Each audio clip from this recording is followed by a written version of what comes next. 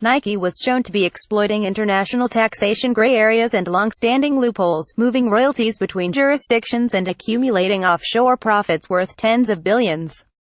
When analysis found the company's global tax rate had fallen from 34.9% a decade ago to just 13.2% in 2016, growing anger at tax avoidance has made the issue a political battleground for the coalition and Labour, with both sides fighting for credit over efforts to claw back much-needed revenue.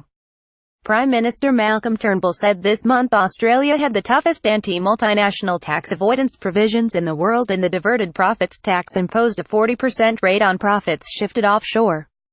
He said the government's new laws and court win against petroleum giant Chevron were already seeing profits from big multinationals like Google coming back into Australia. The government wants lower corporate taxes, but the rates currently required should be paid. Why? On Friday, Fenner MP Andrew Leigh warned big miners and gas explorers they would lose trust with Australians over billions in tax avoidance. Dr. Leigh foreshadowed a crackdown, potentially bringing on a new mining textile campaign against Labour ahead of the next election.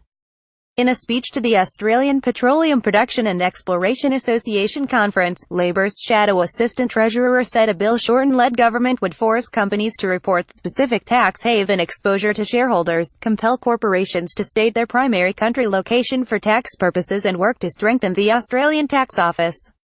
Dr. Leigh cited research from University of California, Berkeley professor Gabriel Zuckman, showing as much as 6% of GDP, or $100 billion, is being held offshore by wealthy Australians. What is legal is not always moral or economically, he said. Bad apples can spoil the whole barrel. For voters and consumers, information contained in the research and leaks like the Paradise Papers must be a wake-up call. We are being taken for a ride by powerful advertising from companies who rig their affairs for greedy shareholders. Being an early adopter of new technology or decking out in stylish activewear could be rewarding companies who care little about the strength of Australia's society. Only demanding greater action by politicians and relentless enforcement of laws here and overseas can return the appropriate balance, in turn benefiting hospitals, schools, roads and law enforcement. Offshore tax avoidance requires careful onshore vigilance by us all. Sign up for our daily wrap of the news you need to start your day.